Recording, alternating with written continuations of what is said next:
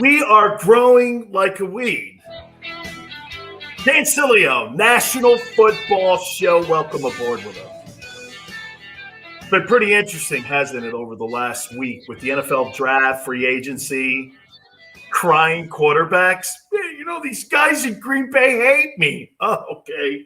We'll get to that. Jimmy G. You know why I love Jimmy G? The dude dates porn stars, goes out, takes a team to a Super Bowl. How you doing? Right? I'm good with that, man. And he's got a guy in his rearview mirror right now, Trey Lance, who nobody knows anything about. There's barely any game film on. And everyone's like, well, here's your heir apparent. Why? Because you said that on draft day? Okay, so we'll hit on that. Deshaun Watson with all the stuff going on. Nobody has brought that thing up at all, right? With all those civil cases that are pending out there, we're going to hit on that. I wrote down a whole boatload of stuff. And Bucky Brooks. So he starts barking something that I heard the other day that was one of the most ridiculous things I ever heard.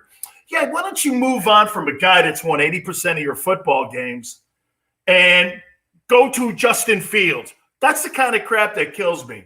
Lamar Jackson's a winner, man. And Bucky's like, hey, I need some clicks and some followers on my Twitter page.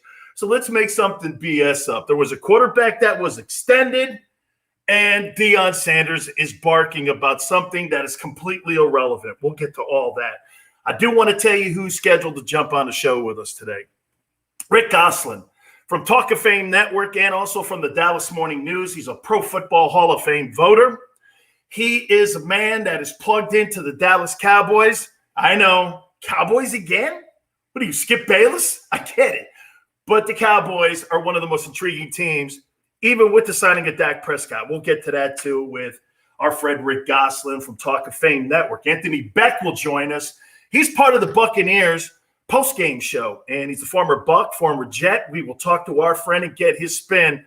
See, I think the Buccaneers had the best offseason.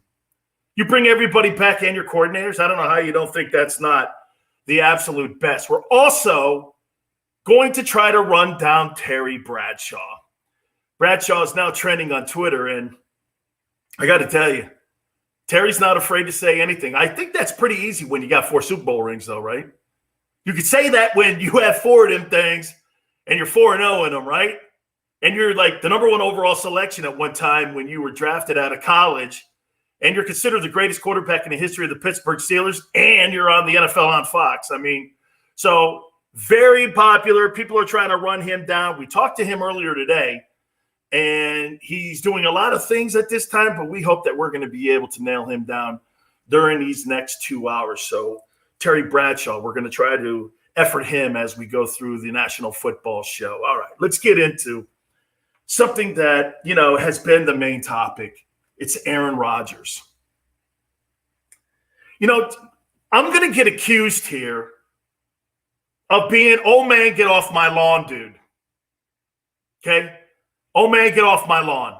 Okay? You know that guy. Hey, man, back in the day, you know, when we played football, we didn't use mouthpieces.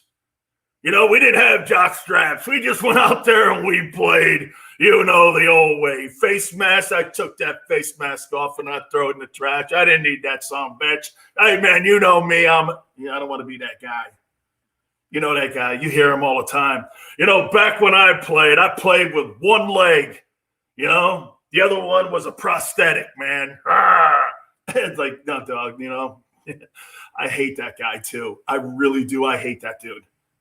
Back then, you know, when Bart Starr was chewing on, like, his cigars and cigarettes and yeah, okay. Well, I hate that guy, too, okay?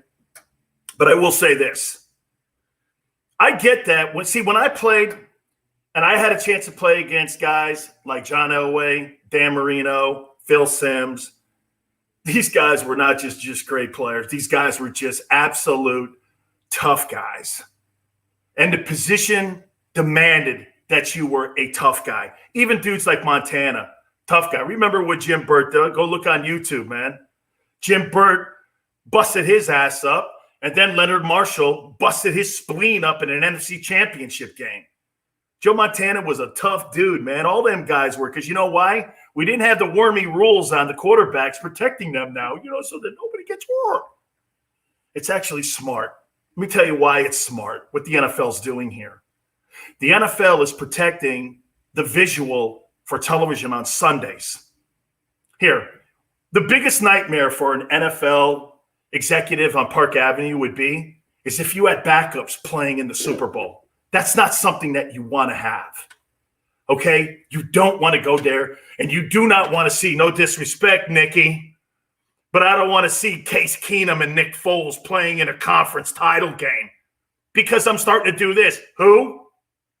I don't care, man. I need TV ratings. TV ratings and revenue. I know the fans are out there going, yeah, but wait a minute. That guy won. I'm not talking about you guys who are the hardcore football fans and you just love the logo on the helmet. I'm not talking about that, dude.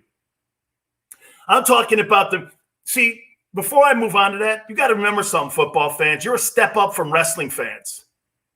Okay? Hey, man, that thing was real. Did you see that chair hit him in the head 18 times? Dude, 18 times? Okay, I hit a guy with a chair 18 times. He's dead. He's not getting back up doing a pile driver on me. Okay, so football fans, you're a step up. Hey, man, what's going on with Aaron Rodgers, man, you know?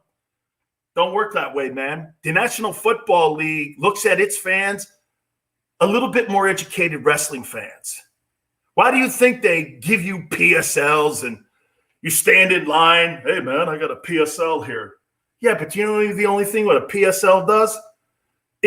You're paying them to stand in line to get potential season tickets.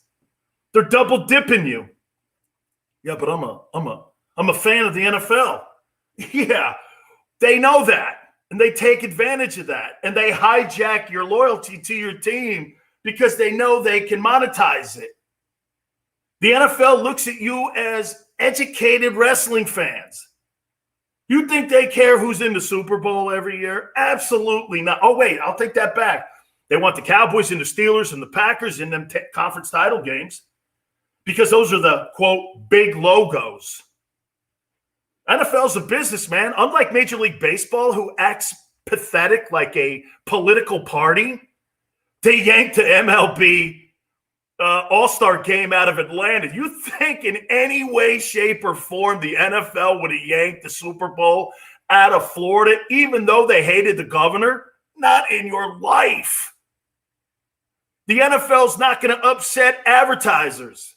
That's who they are, guys. So they want to have the biggest names and the biggest dudes playing on Sundays. That's why nobody touches the quarterbacks.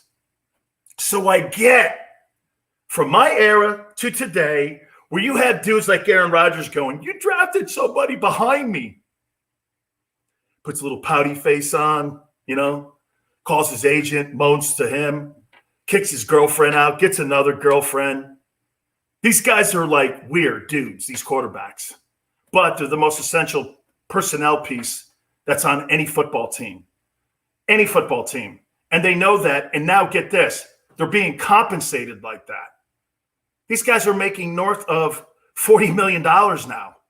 The position has become the NBA's version of the LeBron Jameses. You see, the only difference in the NFL compared to the NBA, there's one LeBron James. In the NFL, we've got a few LeBron Jameses because of the money that they're making, because of the importance that they have on a team now. So when you hear a guy bitching like Aaron Rodgers, you have to pick your chin up and listen. But here's what the Packers are doing, okay? Now, I said this yesterday to you, and I had a conversation with my wife about this. You know, I think I'd be really upset if I was at a party and my old lady looked over at me and she goes like this, you know, for the foreseeable future, Dan's my husband. I'd be like, wait, what? What was that? For the what? That's what the general manager of the Packers has been going around barking. Yeah, for the foreseeable future, Aaron Rodgers. Okay, do I think that, in a nutshell, was the reason that Rodgers is being pissy over the last couple weeks? No. Drafting a quarterback a year ago? Okay, now you're starting to add things. How about the play calling in the conference championship game this last year? The defensive coordinator giving up that touchdown going into the half, and then the decision by Matt LaFleur not to go for it on fourth down. Okay, now you bring up a few things there that I got a problem with. How about them jettisoning guys off the team. You know, Aaron Jones got that contract in the 23rd hour. Aaron Rodgers was like, so you're going to get rid of our best back that we've had in this building since I've been a Packer quarterback, a starting quarterback? You're going to get rid of that guy? What happened? Next day, the Packers signed that guy. They found the money somewhere. They were going to let him walk. Green Bay does not extend dudes with big money. You know, the only free agent, the gigantic free agent I can ever remember them signing is Reggie White. I don't remember them going out going, let's bring this guy to – Reggie White is like a once-in-a-lifetime football player, okay? He's a once-in-a-lifetime. So this relationship is – here, let's do this. We're gonna talk divorce here. You know how you get into a party and you start talking trash to the girl who you kind of don't respect anymore? You don't respect her. You know, and she doesn't respect you. Yeah, that's my guy over there. He's just a tool. All of a sudden you start hearing those things being said, right? That's a sign of disrespect in public. You know, your partner that you're married to, you guys are supposed to be partners. You see, hey, after all the love and hugs, you got to be friends. You got to respect one another in a relationship if you want it to last a long time. I've been married to my old lady for 33 years. Okay? Hey, there's no question. Sometimes the person I hate the most, but clearly the person I love the most. And we've gone back and forth and we've made that relationship work.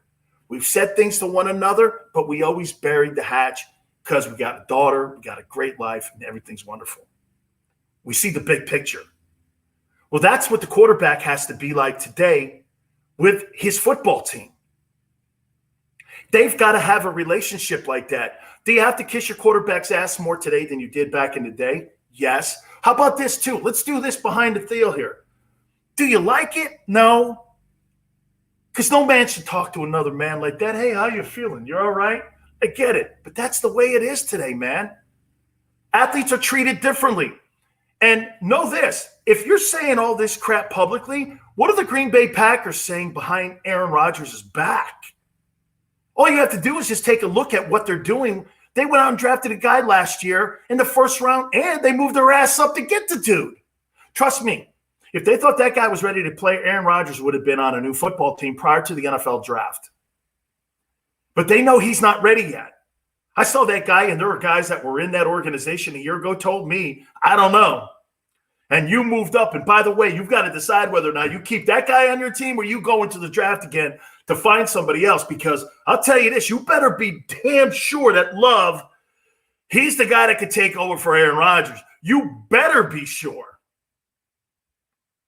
Now, look, I want you all to know this. Do I think Aaron Rodgers is weak? Do I think Aaron Rodgers is a crybaby? Absolutely. But that's irrelevant. That's irrelevant. Okay? Watch this. Being critical of him? No. That's who that guy is. Identify who he is. What's the problem saying that? You see, what the Packers can't do, and they are doing, you can't go like this. Since this guy's soft, and this guy gets all butthurt over the fact that we drafted a guy a year ago. There's some things in the organization he doesn't like. Oh, that's irrelevant. You got to kiss his ass if you want to win. That guy is a once-in-a-lifetime thrower of the football. You got to start deciding, okay, is this relationship – I personally think the relationship is unrepairable. You talk trash to the guy. You traded on him. You're saying things publicly like this. Well, hey, man, you know, for the foreseeable future, he's our guy. Hey, guess what? Kiss my can. For the foreseeable future, I'm here a little bit until I can force my ass out of this place. You know, here, you know, someone asked me, so how do you look at Rodgers? I look at Rodgers as being soft and immature. Not the best teammate. That team reminds me a lot of LeBron James. Yeah, but so what? So what? You're a GM. One of your major job requirements is to be an ass kisser and to be a liar. Hey, Aaron, we love you. Don't go publicly and start barking he's the guy for the foreseeable future.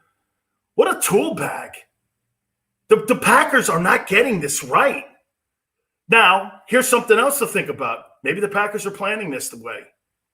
Hey, what did the Packers do to Brett Favre, man? Was that divorce ugly too? Right? One thing is definitely sure is that the Packers are notorious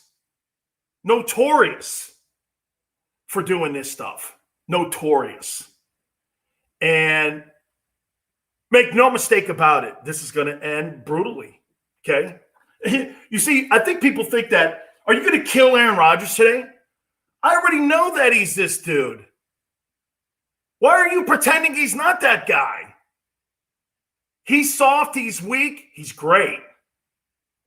Is he the best leader? No. Is he one of the best throwers of the football? Yes. Tell the book story, dude. Tell the story on who he is. See, the Packers don't like that guy. They don't like that guy.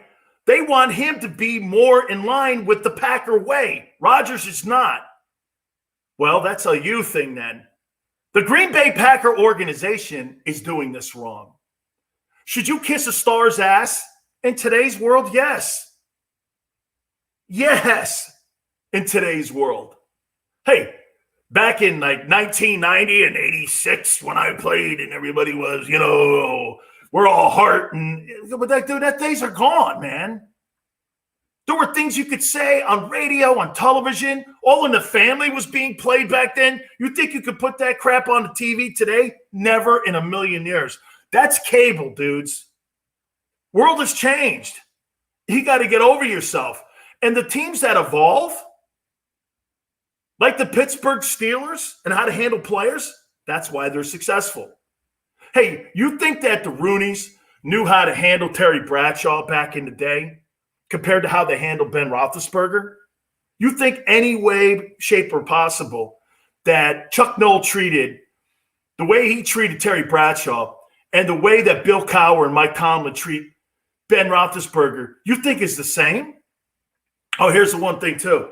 Oh, yeah, well, every guy on the team is, we're all in this together and treat everybody the same. Kiss that, too, dude. Let me bring up a little of a playbook here out of my boy Jimmy Johnson's playbook here. Oh, yeah, Chapter 4. You know what that is? If you're a star, you get treated here. And if you're a turd on the team, you get treated down here. And he lets you know right away. Okay? If you think you can't look at Aaron Rodgers today, if you're the Packers, this is a Green Bay issue. Now, I'll say it one more time to you here. I think the Green Bay Packers are doing this publicly on purpose is what I think they're doing. What's the fastest way for you to want to get under someone's skin? What does a coach usually do? Coach goes to the podium, right? Starts saying this. Well, I don't know about you, man, but that guy needs to up his game, man, because I saw him last week, and I got to tell you, I don't know. We're going to have to reevaluate, put him in a better position to win. Anytime you hear a coach saying we got to put a player in a better position to win, your ass is on the hot seat, okay? Coach start talking like that, that's coach talk for up your game. Let's go. Or we'll find a guy on the roster, or we'll go out in free agency, or we'll make a trade to bring someone in here. You can't make that kind of money that you're making, and all of a sudden you're just flopping around on a football field. That's not going to work for any owner. That's not going to work for any GM. That's not going to work for any head coach. Doesn't work like that. So what organizations do, they start spreading out things like to the agents. Hey, yeah, Rodgers is this guy. We have to deal with him. It's all good. Then the agents start talking. Packers are looking at a quarterback. Packers are a little bit upset with Aaron Rodgers. Then that stuff starts getting out in the open. You see, the general managers talk to agents every single day. Every day they talk to agents. And when they hear something, like, see, when you call up, let's just, for instance, say the Eagles, and you're talking to Howie, and you go, hey, Howie, and you're Drew Rosenhaus, the agent, and you go like this, yeah, man, I got a guy here, and I know that, you guys are looking to evaluate the position of tight end, and you're talking about somebody else's client, he'll say something to Drew, and what Drew will do with his minions that he has working at his organization, they'll get that out somehow on social media, that the Eagles aren't happy with Zach Ertz because he's making so much dough. Can't trade him until June 1. Call me back around that time. We may have a deal. Okay? Supposedly now, and just to go on that, supposedly Urban Meyer's trying to get Zach Ertz down to Jacksonville. Okay? Can't do anything until I think till June 1 with the dude. But, yeah, these agents talk and they start saying things and they spread it out there. So that's how this thing has really kind of facilitated into being something here is, quite frankly, because the Packers want it out. Well, if the Packers want it out, I would be looking at this then. You think Green Bay moves this guy after June 1? Boy, what a salary cap hit that will be. If this guy ends up in any way, okay, being moved, wow, is that going to destroy the Green Bay Packers salary cap?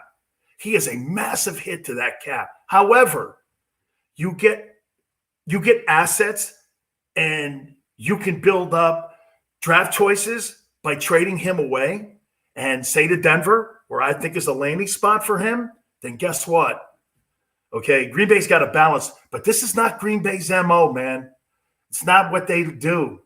They have never done – they moved off of Bart Starr this way. They moved off of Favre like this. And look, they're moving off of Aaron Rodgers, and they're going to make this thing as ugly as they possibly can. And this is Green Bay's way. This is more on the Packers. Because you know what you're doing? You're kind of like publicly shaming Aaron Rodgers. He's difficult. He's pissed.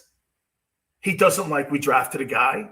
He kind of doesn't like the coaching staff, even though he is 26-6 over the last 2 years. But he's kind of wore out his welcome.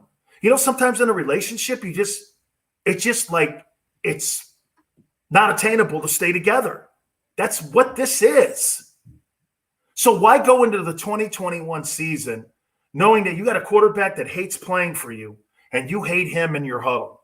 What's the point? You're not trying to win. You're just trying to get through it. And that tells the rest of your guys on your roster, we're not looking to win this year. We're looking to move on from Rodgers this year. Man, that's a tough sell for that Packer fan base. That really is. All right, let's transition over here to Jimmy Garoppolo. I like Jimmy G.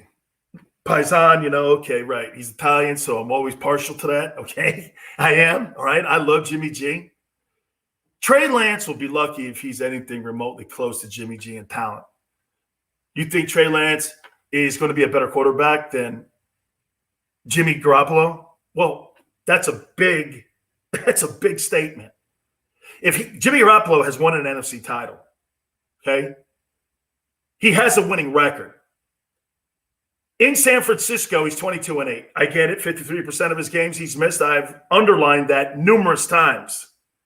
But let's play a game here. Let's just go like this. Flip a coin here. Bang.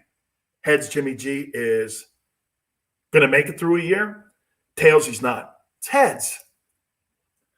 So Garoppolo goes and takes the team back to the NFC title game. By the way, that roster is as good as any roster in the NFL. As good as any roster in the NFL. And you put a quarterback behind the center that can play and that can win, all of a sudden, you got another dilemma you're in. Okay, so I'm going to trade a Super Bowl quarterback who's gone to 2 Super Bowls, has gone to 2 conference championships, has won 2 NFC titles, and I'm going to deal that guy for a guy I don't know can play yet. What's the words? Project, and, he's somebody that will have to get better over the next couple of years. Really? Well, then, man, if you ain't drafting somebody at that position that's ready to sling it and throw that rock around and spin it for you right away, man, that is a really tough sell for me. See, to me, I think the 49ers wasted this pick. The problem that I have with it is, who is this kid? He played at a school Small school, nobody knows anything about. I get it. Carson Wentz went there. Great, okay. It's Division I AA, man. Nobody, I don't know any, I don't see any game film on this guy. Seriously, I have to go to YouTube. Now, does that mean he's not good? I don't know. I can't make an assessment because I've never seen the guy play in my life. And he plays at a small school. Some would go, well, you would never have found Jerry Rice. Maybe, but you know what I would have found? I would have went out there and I would have found Andre Johnson. Okay, you're right. I may not have Jerry Rice on my team, but I am going to get Andre Johnson right. I am going to get Calvin Johnson right. Okay? I am going to get Keyshawn Johnson right. Why? Those guys played at big schools and performed in the big conferences. My chances of doing this, hey, Jerry played at Mississippi Valley. How many wide receivers you think ever came out of Mississippi Valley that were good after Jerry? I don't remember any. Do you miss on a guy like that? Yeah, but like I said, I'm not missing on Andre Johnson or Michael Irvin. I'm not. Yeah, but they're not quite. I'm not missing on Larry Fitzgerald. Okay, look at all these big dudes, man. Julio Jones, you think I'm missing on that guy? I'm not missing on any of those guys. Those guys are all going to be stars that played at Bama, especially the perimeter guys. Those guys are so gifted. You see how wide open those lanes are at Alabama? Okay? I mean, it's remarkable when you go to big schools. All right. All that being said, Trey Lance, I don't know anything about him. I think it's a stupid pick. How about the 49ers get Kyle Pitts there and put him on that football team next to Garoppolo? Or if you're going to draft somebody that's ready to sling it and spin it for you, I would have went with Mac Jones.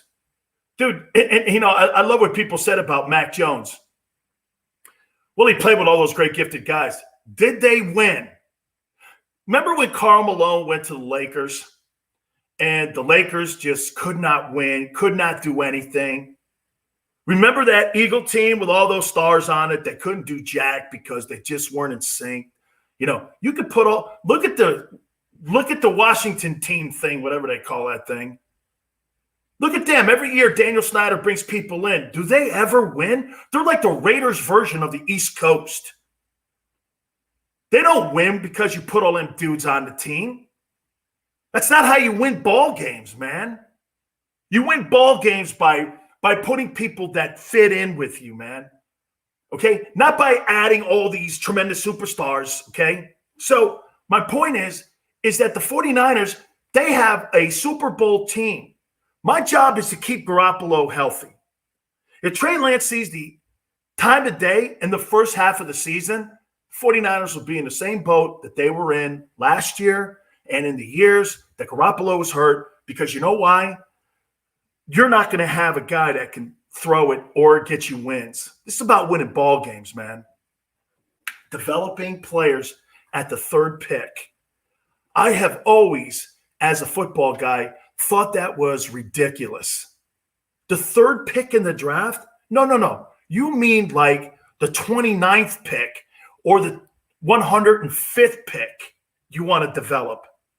I'm not looking to develop the third pick in the draft. I always thought that was ass backwards thinking, man. Hey, let's do this. The 109th player taken. There's probably something there. You want to get them stronger. You want to see if you can get them reps. The third pick in the draft? I'm paying that guy guaranteed money of $40 million. Okay, and if he's a quarterback in the option year, he's getting 18.8 as of this year. You better be good, dude. Trey Lance, project, that pick sucks. That pick stinks.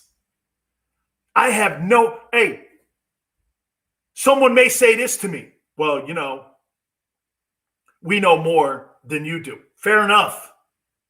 Fair enough. We'll find out real soon. But Trey Lance, who has limited playing time at a school that I've barely heard of, what are the Bisons or something like that? And just because Carson Wentz went there, man, I don't know. Guy played one game last year, and I just don't get that move. I don't. If you're looking for a quarterback, why didn't you go get Teddy Bridgewater? You could have won. You could have won an NFC championship with that roster with Teddy Bridgewater. Teddy Bridgewater's not a bad quarterback. Hell, you could have maybe even went to a playoff game, or you could have maybe even got to the conference championship game with Tyrod Taylor. Let's not forget something about Tyrod Taylor. Tyrod Taylor was a Pro Bowler when he was in Buffalo. So, I mean, if you think you have to have some gigantic superstar quarterback to get you to a playoff, just ask Case Keenum or Kirk Cousins or them dudes. You don't have to have some sort of like monster statue dude back there like Brady and Manning to win ball games. You got to have durable and reliable. I think sometimes they overthink this draft sometimes. And get this, I think Kyle Shanahan and John Lynch, you got your ass on the line for this thing here. You really do. You have your ass on the line here. All right. I want to hit on something that I saw people saying about the Dallas Cowboys. That the Dallas Cowboys have improved this offseason. And I will tell you, man, I don't see where the Cowboys got better. I think they got more solidified at the quarterback position by giving Dak Prescott his money.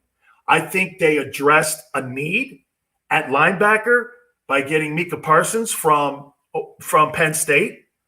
But you still got issues on that football team in the defensive line. I think they addressed some of that stuff in the draft. The Cowboys are a little bit light in the secondary. Did the Dallas Cowboys, and I always say this, you're never going to get a draft grade out of me. You're never going to hear me talk about how a team did in the draft, but you're always going to hear me talk about how a team did when it came to, the offseason. How did you take the upcoming season with all the free agent movement, and then on top of that, how did you take free agency and the draft and combine it and put it all together? Did you get better? Were you able to improve your team? Let's say this to you here. Jerry Jones is one of the absolute greatest NFL people of all time. He's one of the greatest NFL guys that has ever been around when it came to being in the National Football League. He is. He's a trendsetter. He's a guy that, he's a guy that without a doubt, he understands how to market and how to get his football team in front of people. And he knows how to build that team. He took a lot of lessons. Okay. He took a lot of lessons from Al Davis, and he's built an empire there in Dallas. Make no mistake about it. He really has. He's done a great job at marketing that football team. But as a football man, the only person that I can ask right now is my Hall of Fame voter from Talk of Fame Network is our friend Rick Gosselin. Rick, how you doing, brother? I appreciate you doing this. Thank you, Rick. Rick, you there? Okay, we'll try to catch up with him here in a second here. Hopefully we can get his audio up there. Rick's been covering the National Football League for a long time. He is a Hall of Fame voter. He is a guy that has been covering Jerry Jones since he bought the team. He was really one of the original guys that broke the story and, tried to get it all done there by making that sale happen. And Rick Gosselin was there when it happened, and he was there for that dynasty. And we bring our friend in from Talk of Fame Network again, Rick Gosselin. Rick, how you doing, my friend? Spectacular, Dan. How about you? Oh, good, Rick. All right. I heard people saying this, Rick. A couple days after the draft that the Cowboys got better. What says you on this offseason for them? Well, they drafted defense. They couldn't get any worse. When they had one of a historically bad defense, they allowed a franchise record number of points. They ranked 31st against the rush. They gave up the third most touchdown passes. They were inept on defense. So they drafted 8 defensive players and signed 5 more for agency. They're going to overhaul this defense. You could have 8 or 9 new starters from a year ago, and it's needed. So, yeah, they're definitely better because they're newer. Yeah, but Rick, anytime that you see a lot of new faces, that always makes me push the pause button, because for me, when I see all those changes and you get free agents or you get guys coming in from the draft, you don't have the familiarity of what's being asked. They're changing up the defense again. Dan Quinn's coming in. And for me, I mean, all the new faces, is that a reason to pause too on expectations this coming year? Well, Dan Quinn is bringing in a new defense, and I'm sure that he looked at the tape and saw he couldn't win with what was on the field last year. So his thumbprints were all over this draft. They got a lot of big corners, tall guys. Length was important, long arms. They're reshaping the defense in his image. And again, it was historically bad last year. So if you got any kind of upgrades, you may move from 30th in the league in defense to 20th. And I think they're hoping there's better coaching, and they certainly need better playing. And I, when the Cowboys won it in '92, that was one of the youngest defenses in the league. That was one of the youngest teams in the league. They won with a lot of young guys. Now, they should win this division by default this year. With Prescott back, if they go 8-8, they should win the division. Now is the time to play these young guys and get them up to speed. Because if you're trying to beat the Buccaneers, maybe you want veteran presence. But this way, you play young guys, they'll be much better by midseason and going forward. That team that won 77 with the Dirty Dozen, very young defense. So I think I'm all for changing as many faces as you can. Get young guys in there and if you don't have a present, give yourself a future. And I think they've given themselves a future with this draft. I want you to give me your overall assessment, Rick, of Jerry Jones, not the businessman, but Jerry Jones, the football man. Well, he won 3 Super Bowls because Jimmy Johnson was in the building. Jimmy leaves the building. They win one more on fumes, on Jimmy's players, and it's been 25 years since they last appeared in an NFC title game. I mean, Jimmy had the blueprint. Jimmy knew what he was looking for. And the Cowboys have had different coaches, different personnel guys, different players, and they haven't been able to get that magic back because Jimmy was special. He was a special football guy. Belichick, special. Pete Carroll, special. They haven't found special since then. And it just seems to, like, every single year he's chasing the Grail again. And, if Brady was chasing the Grail on winning a Super Bowl, Rick, tell me if you subscribe to where I'm going here. It was always, who was more important in New England? Was it, Tom Brady, or was it Belichick? Boy, I'll tell you something. He may have learned all the things he needed to learn on the Patriot way, but he implemented them during the pandemic, and he goes down to Tampa and he wins a Super Bowl, and he's kind of changed the narrative a little bit in that room, where you look at Brady now and you go, I'll tell you what, the Patriots didn't make the playoffs, and I got to tell you, this guy goes down to Tampa, and a team that hadn't made the playoffs in 12 years, a team that was nowhere near to be anything last year. They had 30 turnovers from the quarterback himself. They were 7 wins last year, and they win a Super Bowl.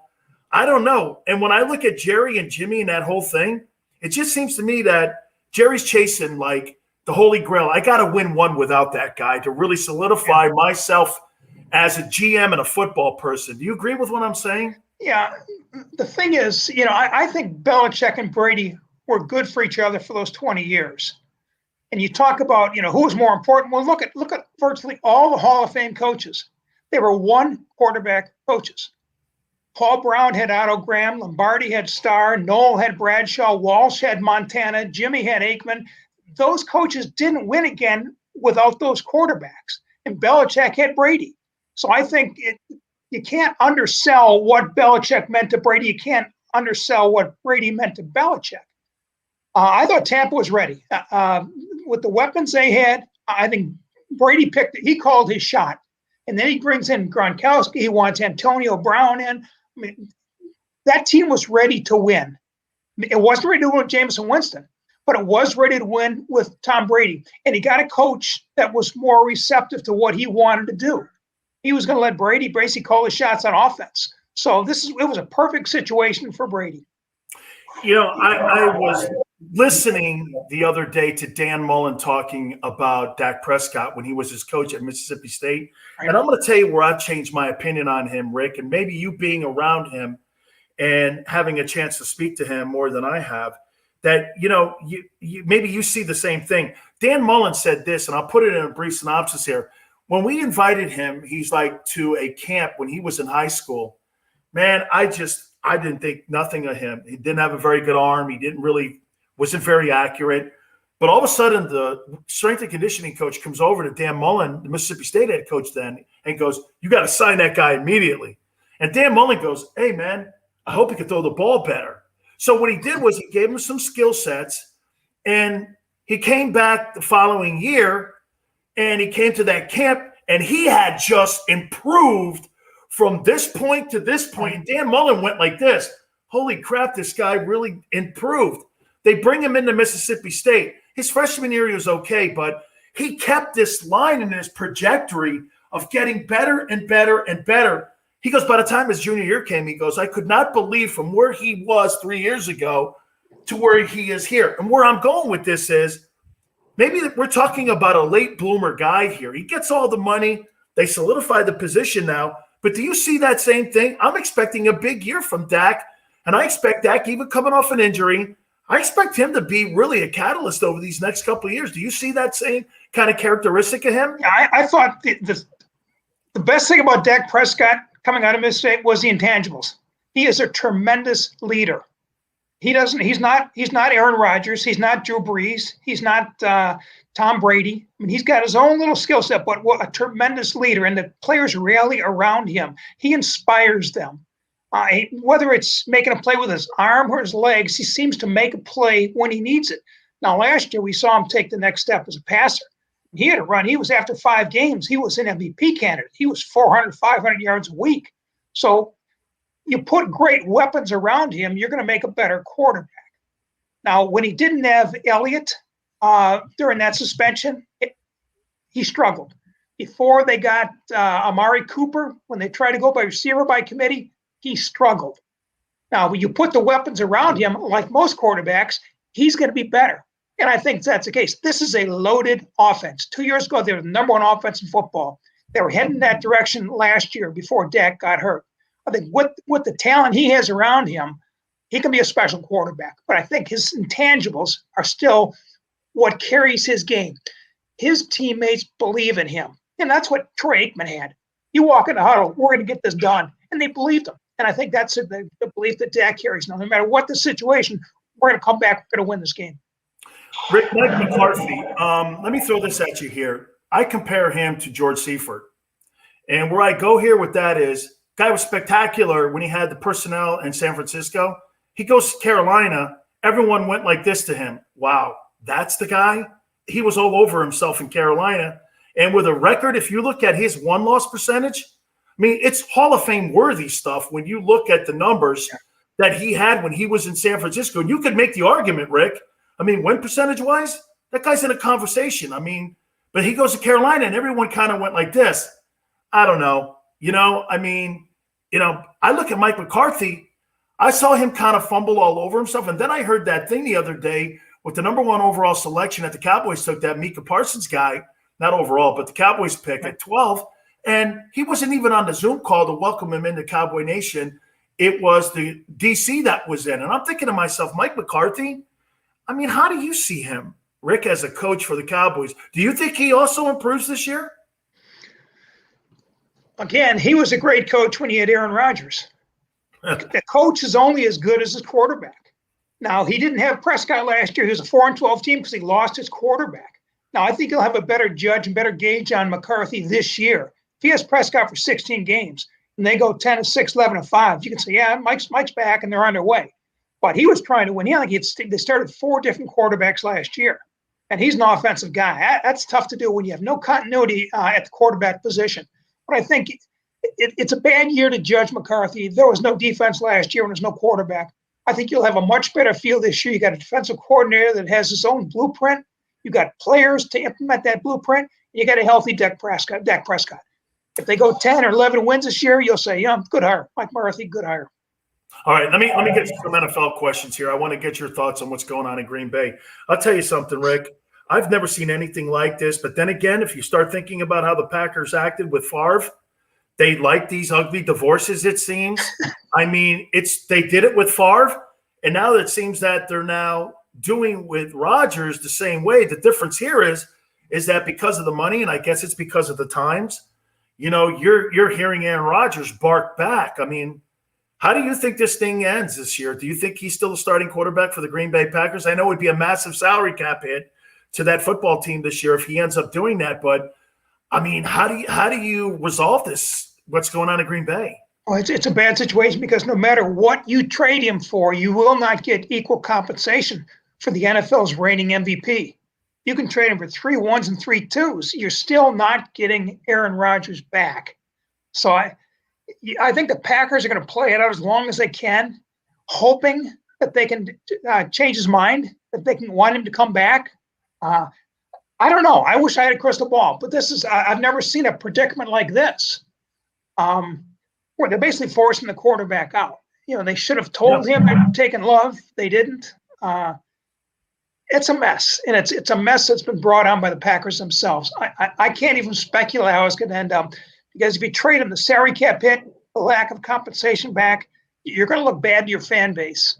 So I think what you do is you try to hold on to him as long as you possibly can. But it's going to be a pretty good salary cap hit when they try to move him off that roster. Another thing, too, I want to slide down to Tampa and talking about people with autonomy in their organization. I tell you something. I think this is another way of the Buccaneers and Tom Brady to throw an arrow back at the Patriots. And tell me if I'm off my rails here when I say this, because 2 weeks ago, Jason Licht, the general manager of the Buccaneers, and Bruce Arians went to Tom Brady and said, hey, we're thinking of drafting Kyle Trask out of Florida. Are you cool with that? Is everything – what do you make of that? And like Tom Brady, I guess, gave them the Pope's wand or the Pope's wave of approval and said, okay, that's cool with me. Yeah, no problem. He'll sit behind me. I'll teach him this and that. Do you think that's a one-off thing? Or do you think now, because of the power of the quarterback position in the NFL, you're going to see more guys being more connected into their front offices and coaches, that you're going to make them part of personnel moves? Or is this just a Brady thing?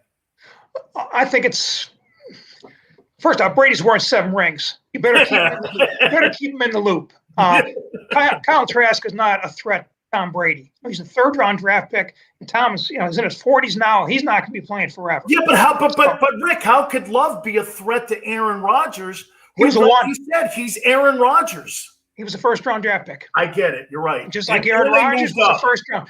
Aaron Rodgers was a 1st-round draft pick to Brett Favre. He sat for 3 years, but he eventually got that job. Yep. And I think that Rodgers looking, well, he's eventually going to get this job. He's trying to force his hand now.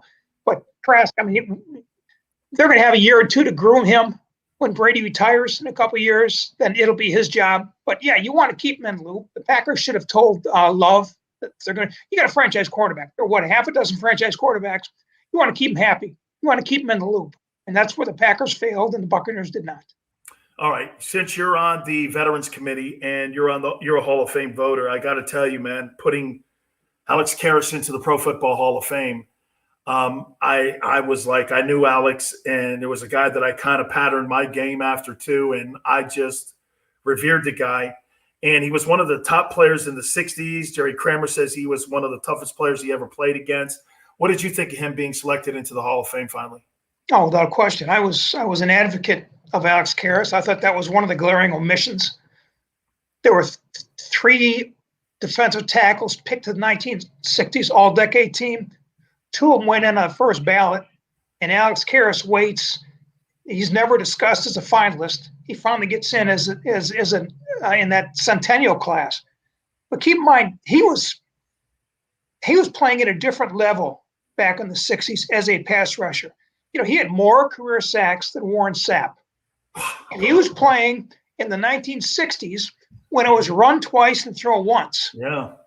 And he had 1 more sack, 97.5 sacks, 1 more than Warren Sapp, playing during a run the football era. I thought this was one of the glaring. I think Jerry Kramer, Johnny Robinson, and Alex Karras were 3 of the most glaring omissions in the Hall of Fame. And we've taken care of all 3 of them these last 3 years. Finally here, I got a poster on my wall over here that was signed by the entire Sack Exchange.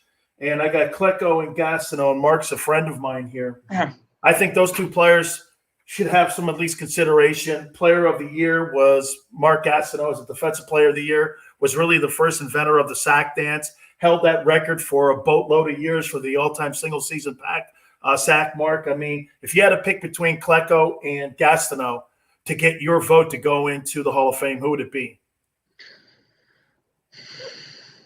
I would probably go Klecko for the longer career. He went to the Pro Bowl of 3 different positions. There was a little more variety to his game.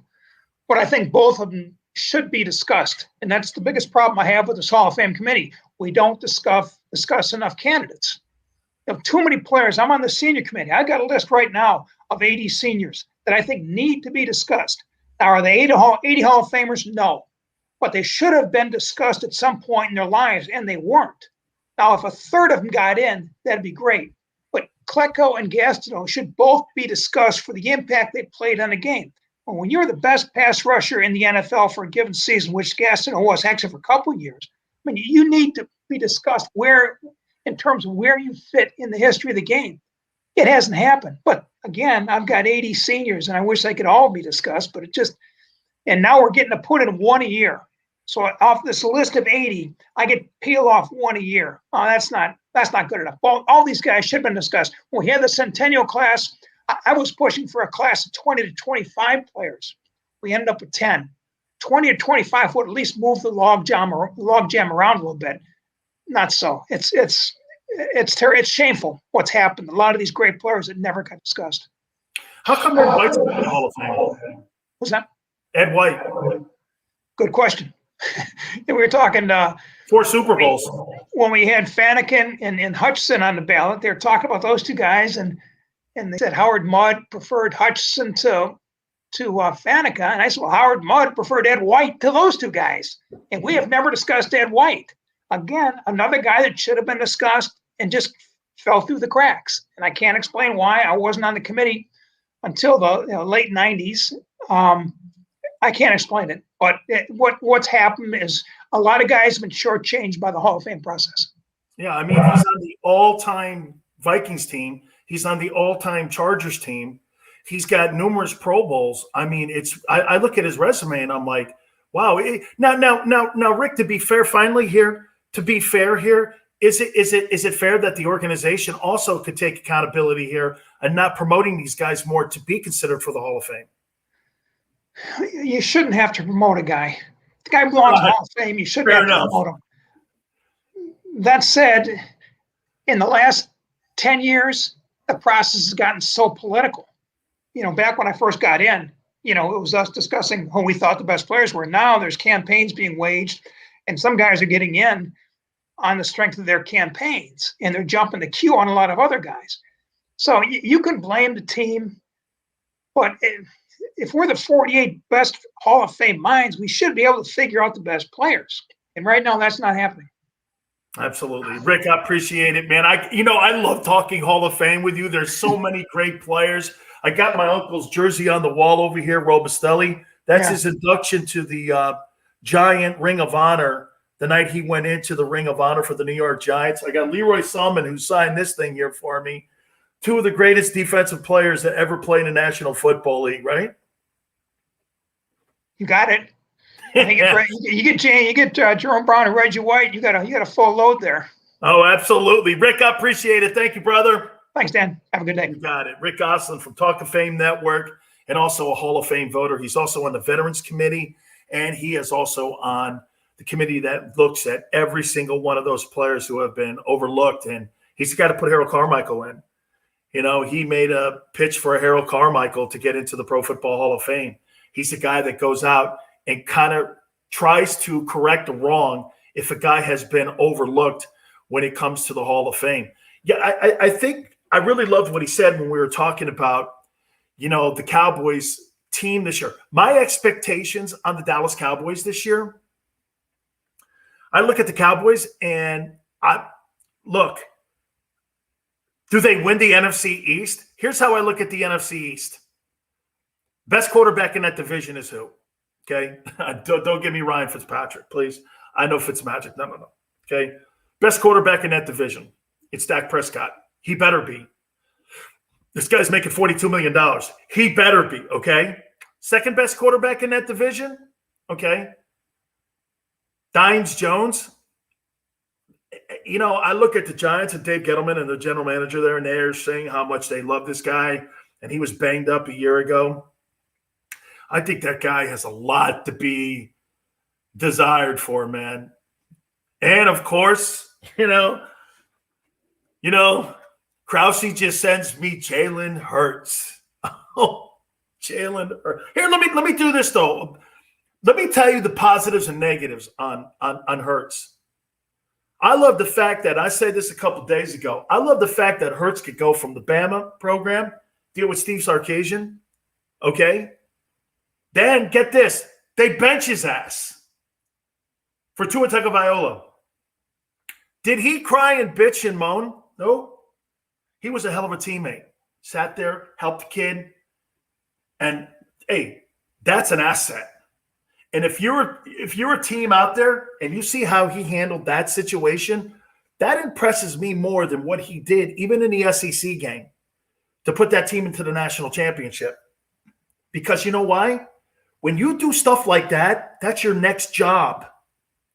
And when I see a guy act like that on the bench, not being a distraction, not being a bitch, not being and being a good teammate, boy, I'll tell you what, man, you get massive check marks, and I'm going to give you, and I'm going to hang a star on you there.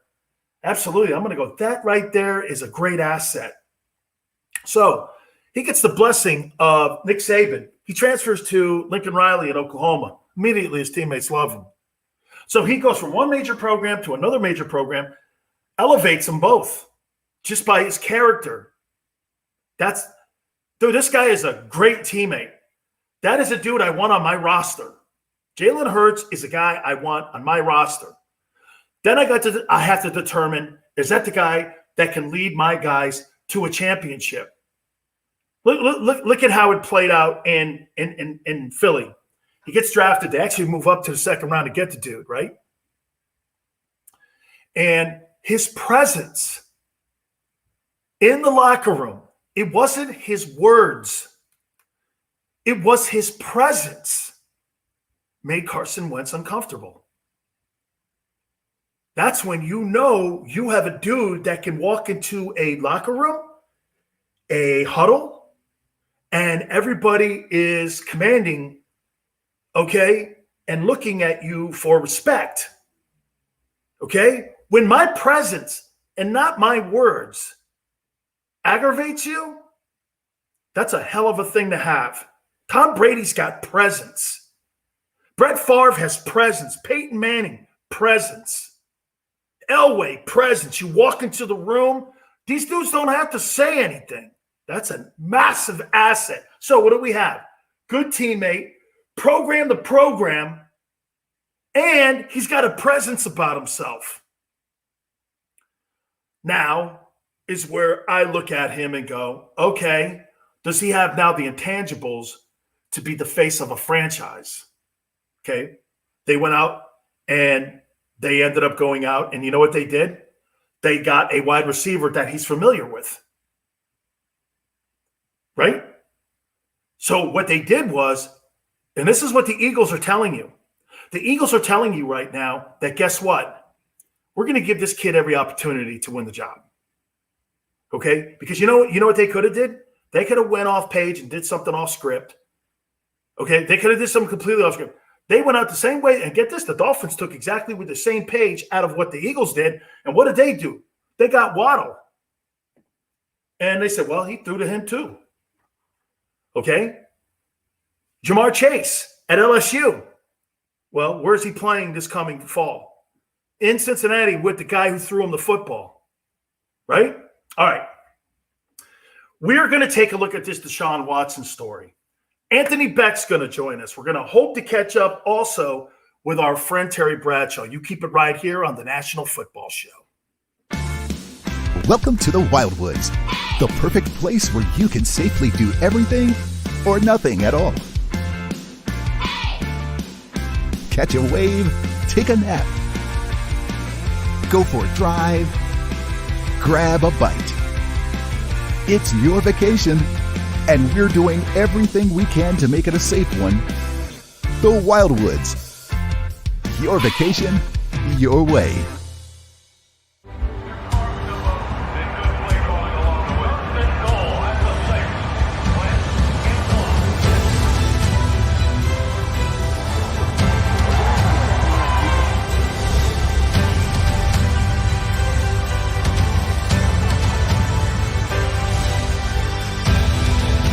field of life, First Trust Bank is there for you. Champions on three. 1, 2, 3. Because Philadelphia dreams deserve a Philadelphia bank.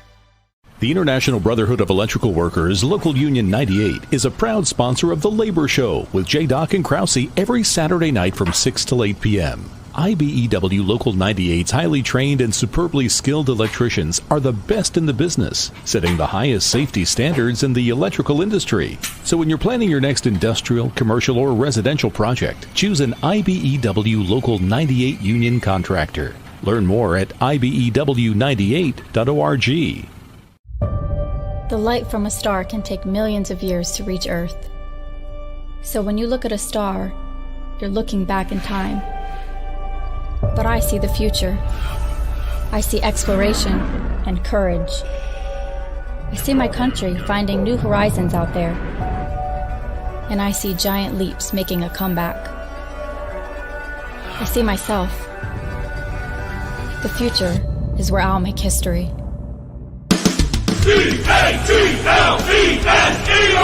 Jody Mack, the legendary sports talker, joins forces with NFL insider John McMullen. Start your morning with Johnny Mack and Jody Mack across the JAKIB Media Network.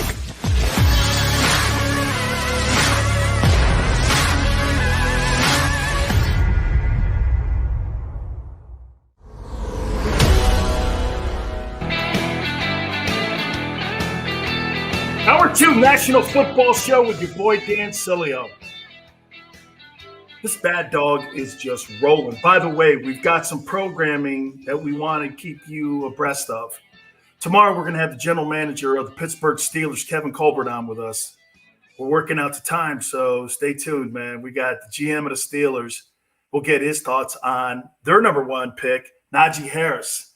They were not very good on 3rd and 1. And I tell you what, man, they get that dude in there, man, and you correct that, and you were a 12-win football team a year ago, and you could correct 12. You could correct and get better at 12 and 4 because you're going to correct the fact you couldn't get it done at 3rd and 1, and you get Najee in there. Hoss, that guy gains 1,000 yards or 1,200 yards in his rookie season.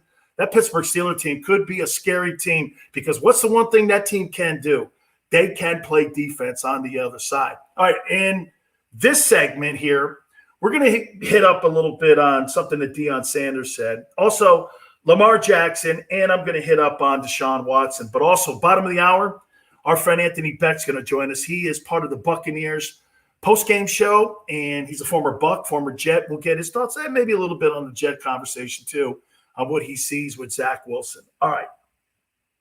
So before I went on the air, I happen to have been reading a story that Deion Sanders is pissed that players weren't drafted from the historically black colleges, places like Jackson State, like back in the day, Jackie Slater and all those great players and Buck Buchanan and so many legendary football players came out of the historically black colleges, and not one player was drafted out of that division. They're all the black colleges that play in a conference, okay? FAMU, Bethune-Cookman. I love both those programs. By the way, FAMU is my second favorite program next to the University of Miami. We follow each other on Twitter, and I just love FAMU, man. Just fantastic program. It's a legendary program. They put so many guys in the National Football League. So Deion and everybody, they made a story out of this. I guess it's the times we live in where race is a conversation. And you see, I say this all the time to people. Race has nothing to do with sports. Back in the day, it did. But today, race has nothing to do. The highest paid players in the National Football League are black quarterbacks. That notion of black quarterbacks, it's not a conversation any longer. Now, do we need to do better in hiring when it comes to assistant coaches, general managers, and presidents? Absolutely. But that's an ownership thing. When we're talking player stuff, there's nobody sits around doing this.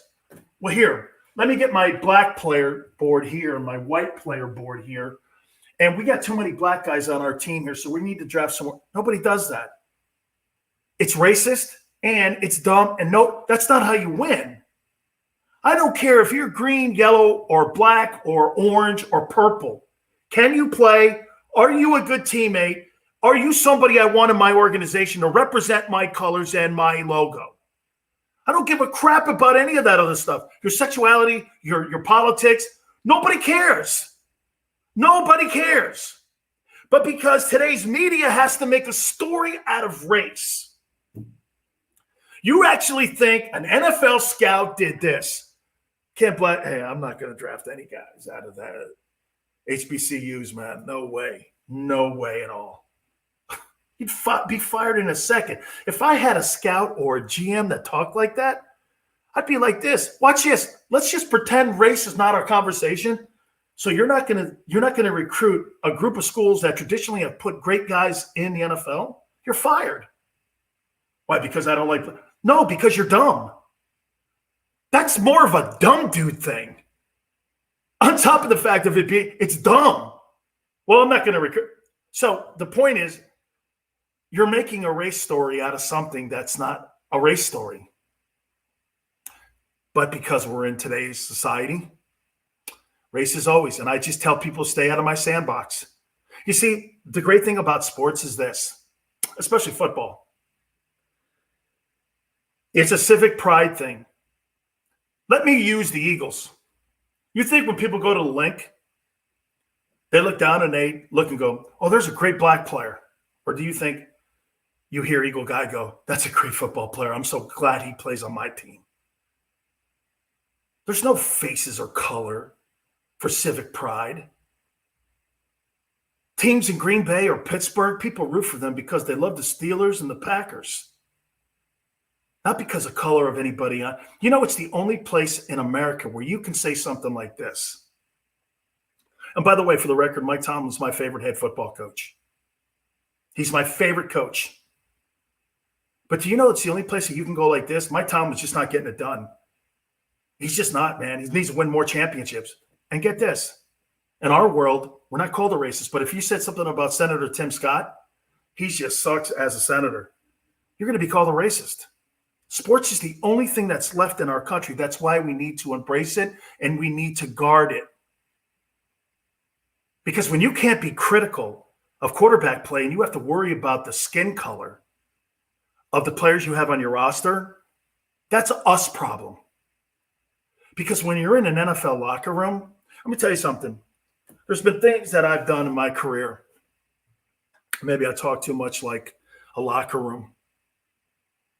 Maybe, there's certain words that I write down. I write down all my words here, by the way, because of you guys, because most of you can't handle a locker room, nor none of you could really.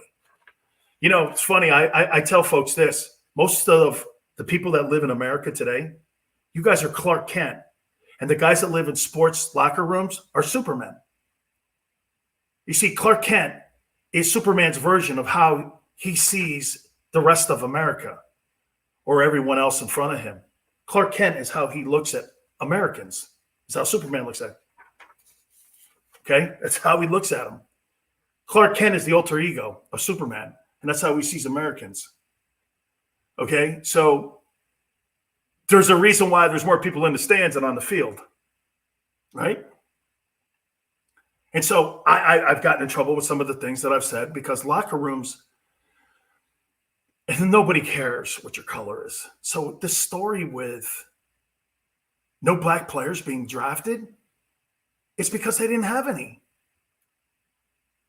You look at the players that were drafted out of Southeastern Conference, 65 players came out of that. You think anybody was talking about black or white? They were talking about whether or not these guys were good or not. Why is that an issue? Because it's today's landscape. And it's easy target stuff. And it's low-hanging fruit. Black players not being drafted. Really. When we ask Kevin Colbert that question, I'm asking him that question tomorrow. Hey, did you not want to draft anybody out of the historically black colleges because of color? He may hang up on us. You think that guy who created inside that organization the Rooney Rule cares about color? maybe sometimes, I look at that and people are just crazy.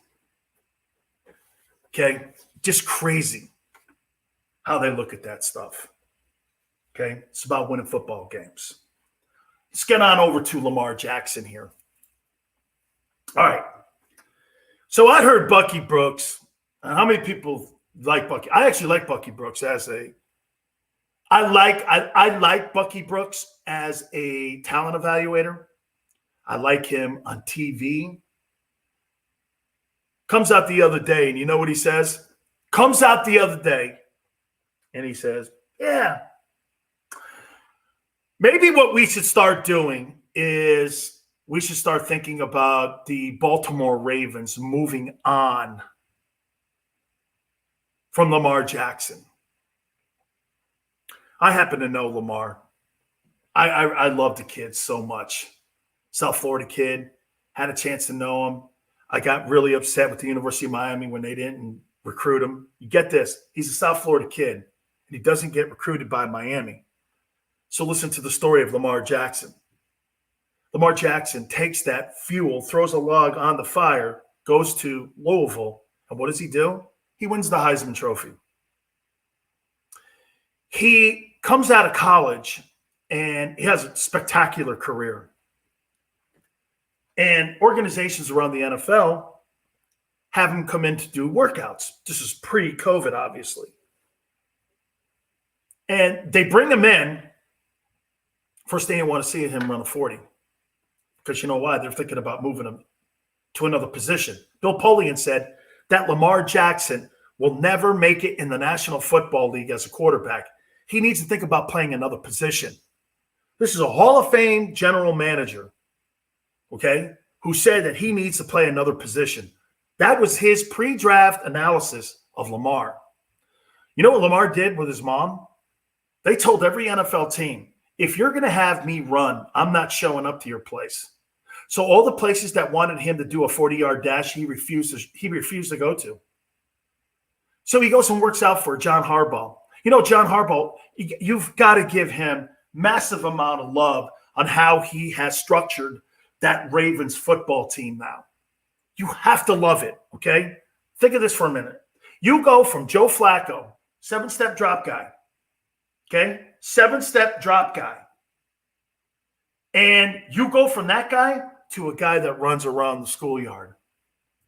You have to change your entire mentality of how you see the ball game with Lamar than what you did with Flacco. You knew where Flacco was in the pocket. You don't know where Lamar is in the pocket. When you're an offensive lineman, you don't know where this guy is. Is he behind me? Is he moving out? Is he getting out in the perimeter? Hardest guys on the planet to block for are guys that are mobile back there because you don't know where they are. Dude, when you're an offensive lineman and you're standing in front of guys, I know Tom Brady's behind me. I know he's 7. He's 7 or 3 behind me, 7 steps or 3 steps behind me. When you're blocking for Lamar, you got to have more of a feel for it because you know he's going to move around more. Very difficult to block for guys like that. But that's the mentality inside the locker room. So get this. Draft comes. He's the final player taken in the NFL draft because you know what Ozzie Newsome did? Oh, and I got to tell you the story too. Ozzie Newsome, the Hall of Fame tight end, who was the general manager of that team and had a lot of autonomy with Steve Buscemi, the owner of the Ravens. He basically was in that room and he looked over at John Harbaugh and said this, guess what, guys? You're welcome. Here's Lamar. I won't lie to you, man. I said I don't see it. I said it. Hey, and I'm the first to say that's awesome when a player proves me wrong. I'm not rooting for you to fail, ever. When I give an assessment, you see, you know the old turds on radio or on TV or whatever platform they're on nowadays, you know what they'll do? They will hammer a point to make sure their narrative fits in that square hole, even though it's a round peg.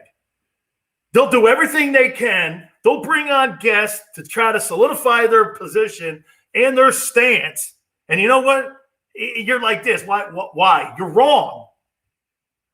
So since Lamar has come into the league, Lamar has won 80% of his ball games. He's an MVP. He is one of the absolute superstars in this game. Now, here's what you have to understand. And Coach Jimmy Johnson told me this a long time ago. It was kind of the Barry Sanders factor. Kyler Murray kind of falls under this same premise too, the Arizona Cardinal quarterback. Okay? Know this, and this was the difference between Emmett and Barry. Okay? When you have Barry Sanders, be prepared to have minus yardage. Because Barry's going to cut back. He's going to come outside of the integrity of the offensive play.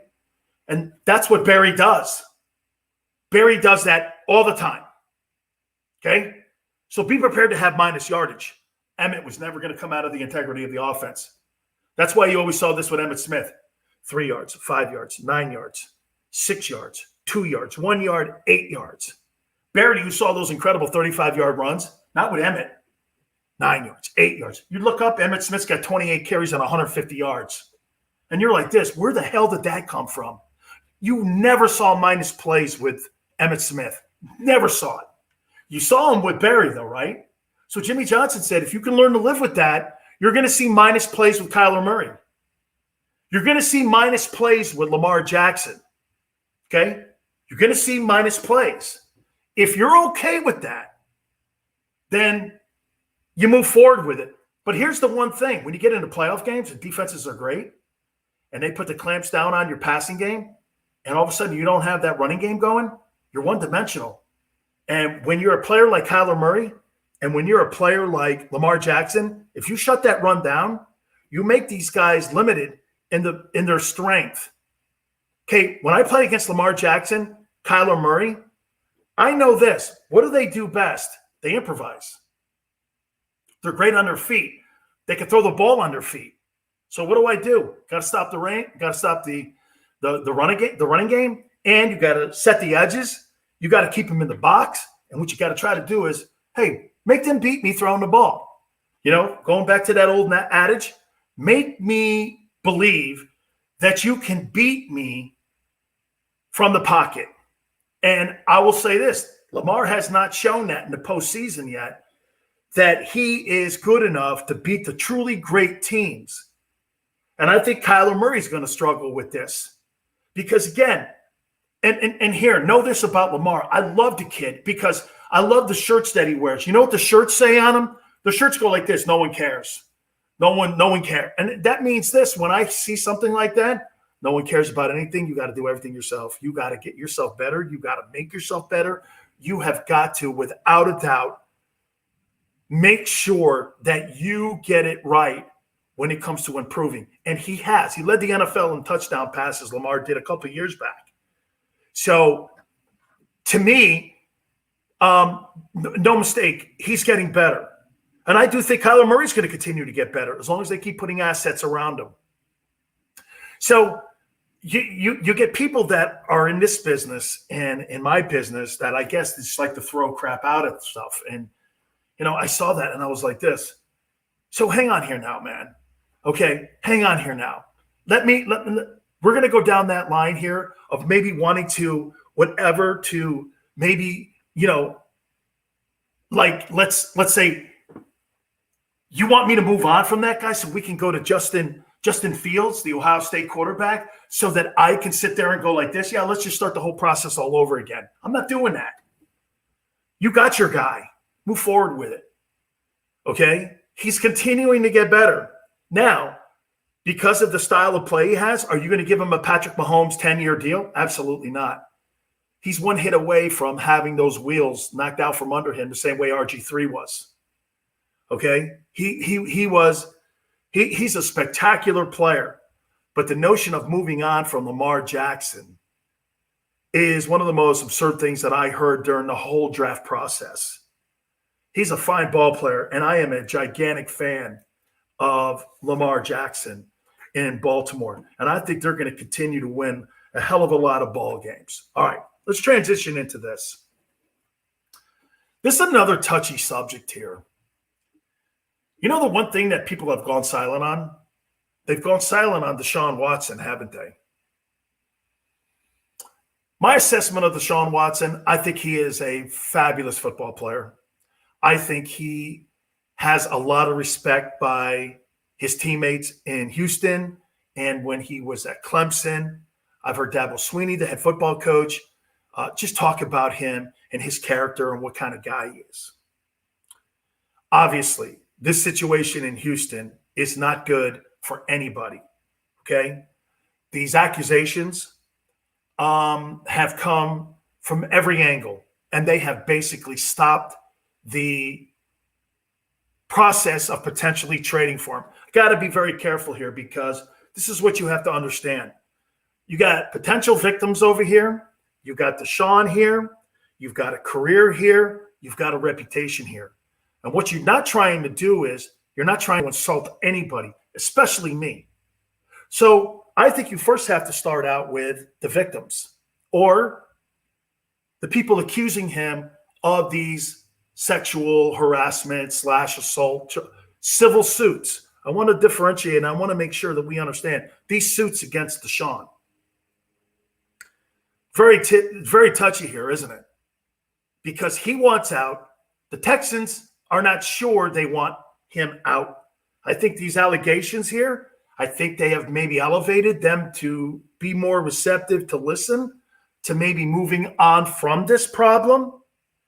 But you do have to understand one thing. What is the one entity that always looks out for itself bigger than anything else? You know what that is? The league. Deshaun Watson has not been put on the NFL's commissioner exempt list yet. What is there, like 20 some odd accusations against him? And you're not on that commissioner's list. They clearly know more than we do. I mean, how many times have we seen one accusation put a guy on a list? Numerous times. Why hasn't the National Football League put that guy on the commissioner's exempt list? You see, all this dynamic, has it made all the rest of the teams do this? Yes. So Mike Florio makes some comments that some teams are still interested, and I'm going to get to those teams. Because we're moving further along in this process. Do you know that there's no criminal charges against him yet? Okay. How do you take that? There's no criminal charges against him. All right. And where I'm going with this is, if you're an organization, are you not weighing this out here? I want Deshaun. Hey, if I'm the Dolphins, Deshaun Watson on my Dolphin team, are you crazy? Deshaun Watson is one of the top 5 guys in the game. Bet your ass I want that guy on my team. But I've got to know something's not going to jump up behind me and derail that, and public opinion. You start talking to the Texans, when you have these allegations out there like that, the general manager of that respected team is going to take a lot of heat in the community because you know what? We're headline readers and we have internet assassins. Oh, you're going after a guy that's been accused. No, he hasn't. You get somebody that's – and know this too with Deshaun. See, what I'm trying to do here is I'm giving you the entire story. When you have allegations like this, don't you go after the crime first? All of these folks are going after the money first. So he's not on the exempt list. There's no criminal charges against him. And they're doing civil suits, which means you're attacking the money. You're not attacking the crime. If somebody had done that to my daughter, I want that guy's ass locked up in jail.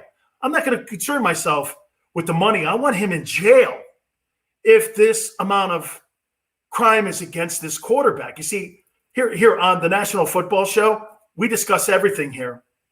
And we're laying out whether or not he's movable to another ball club.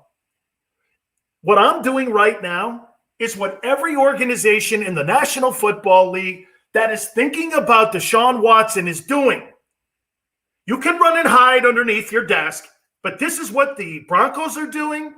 This is what the Dolphins are doing. To some extent, the Eagles are doing. The Giants could be possibly doing this. When you have a guy who wants out, the same way that Aaron Rodgers wants out of Green Bay, everybody's got their own story.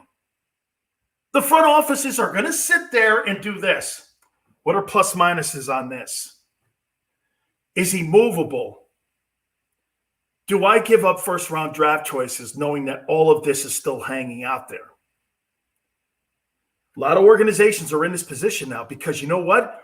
There's a part of the organization that would do this. Man, because of the allegation, and this is going to sound crappy, but because of the allegations that are out there, do we get them cheaper? Then the owner parachutes in and says, yeah, then you have all kinds of women group coming after us because we're talking to a team that's got this guy. What do? Do you wait for it to play out till June? That's probably what I would do, because you got to remember, like I said, you have accusations here. You can't dismiss that. There could be some true crimes here. And what you don't want to have happen is that to come back and hit you in the face. Because get this, I'd rather live without Deshaun Watson and live with Case Keenum, and you guys can deal with all that over there. But if I can do my due diligence and all my homework and I can figure out if this guy's movable or not. You see, that's what teams are trying to figure out. It's not that they don't want the player.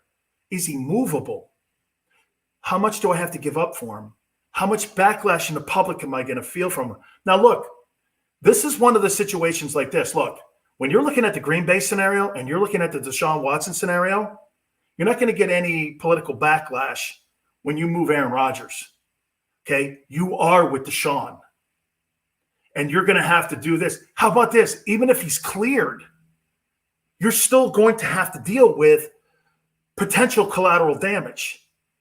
Okay? Because somebody's going to – I just got through telling you about, you know, how people bring crap up all the time on athletes. They go back in the past and they look at something that a guy tweeted, what have you. Well, they're going to constantly bring this stuff up with the accusations, okay? So is he movable? I still think that Deshaun Watson will not be a Houston Texan, and I think he's potentially going to be on another football team, okay? Is it Denver? Boy, Denver, man, they want a veteran quarterback so bad. They hate Drew Lock, okay?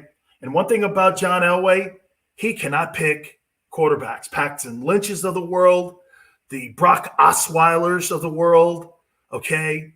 The players that he's put into that position at that quarterback outside of going into free agency and bringing a guy like a Peyton Manning in, it's been a train wreck. You know, if he didn't fall into Peyton Manning, I don't know, man. John Elway, do you think he's really done a great job in Denver? I don't know. That's why he loves the veteran quarterback. So Rodgers and Watson could be options to go to Denver. But I think you've got to wait a little bit longer here when it comes to Deshaun to get a little bit more intel. But you know what, guys? As the weeks go on, and he's not on the NFL's commissioners exempt list, I think it's something to ponder if you're an organization looking for a veteran quarterback. All right, let's go on to and transition into this here with Josh Allen. Looks like they've picked the option up. That's an $18.8 million option on Josh Allen. Man, do I love this guy. I saw him playing at Wyoming, and I saw him play against San Diego State. He's a Mountain West guy. His junior year, he had a bunch of good players around him. He was just absolutely a stud. And I thought he was really a great-looking prospect. You know, he comes out of college, and he goes up to Buffalo. You couldn't ask to land in a better city, and you couldn't ask to be around a better coach than Sean McDermott. They get him up there, and I will make this comment to you. When I watch him play, and I look at guys like Baker Mayfield, he got better in the second half of the season. But this guy, Josh Allen, was in the conversation for the Most Valuable Player Award. He was awesome. He's continuing to get better. Look at how important coaching is my important, and where you land in the draft to accelerate your potential success in the NFL. If you've got an organization that's going to continue to put people around you, that's going to continue to give you faith, and is going to continue to develop you, you're looking at Josh Allen the same way you're looking at Dak Prescott going, these guys are getting better and better and better and better. They're putting the homework in. The organization is putting the assets in. This is exactly what we're talking about when it comes to developing a quarterback. The Buffalo Bills have done one of the absolute best jobs at bringing him along. And this goes down to the old school way of bringing a quarterback along, the same way that Bill Walsh brought Joe Montana around. They give him half the field to manage. They're putting assets around him. What I mean by half the field, if you ever go back and look at all the tapes of Joe Montana, early in his career, he rolled right. Why was that? So that Montana only had to manipulate and to work with half the field. Most players are like this when they get into the league. As you get older and more experienced, okay, you get a guy right here where, get this, he starts to see the entire field. And he starts to see everything play out, and he starts to see it more. Then you start to move him back towards center, and he starts to drop back more, and he's able to see the entire field.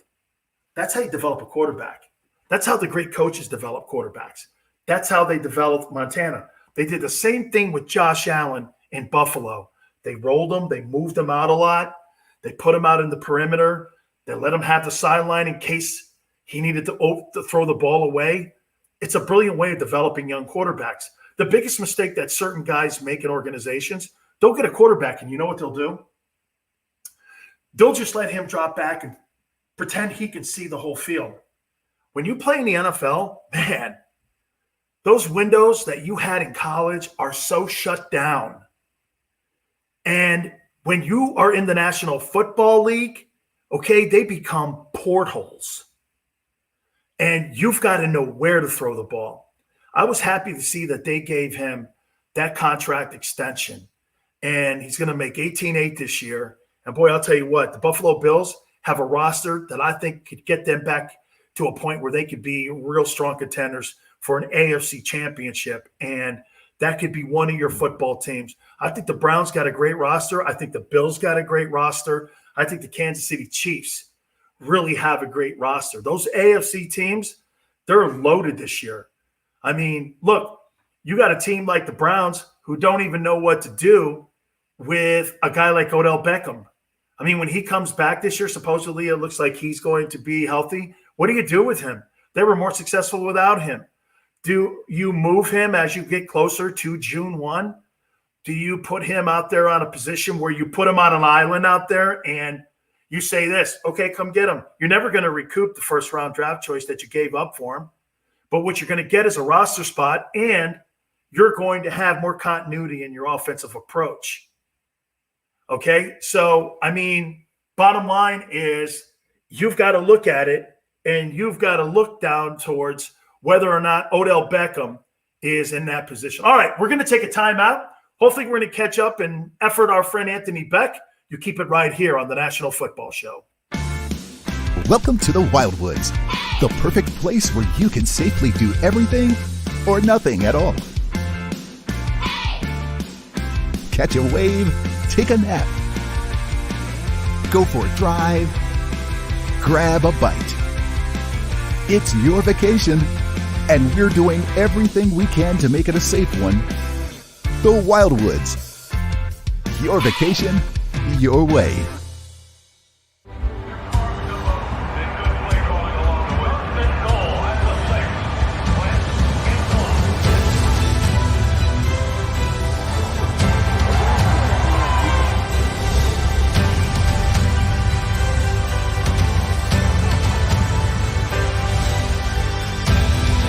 On the field of life, First Trust Bank is there for you. Champions on three. 1, 2, 3. Because Philadelphia dreams deserve a Philadelphia bank. The International Brotherhood of Electrical Workers, Local Union 98, is a proud sponsor of The Labor Show with J. and Krause every Saturday night from 6 till 8 p.m. IBEW Local 98's highly trained and superbly skilled electricians are the best in the business, setting the highest safety standards in the electrical industry. So when you're planning your next industrial, commercial, or residential project, choose an IBEW Local 98 union contractor. Learn more at IBEW98.org. The light from a star can take millions of years to reach Earth.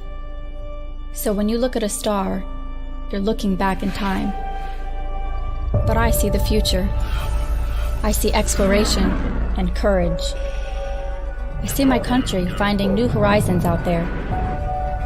And I see giant leaps making a comeback. I see myself. The future is where I'll make history.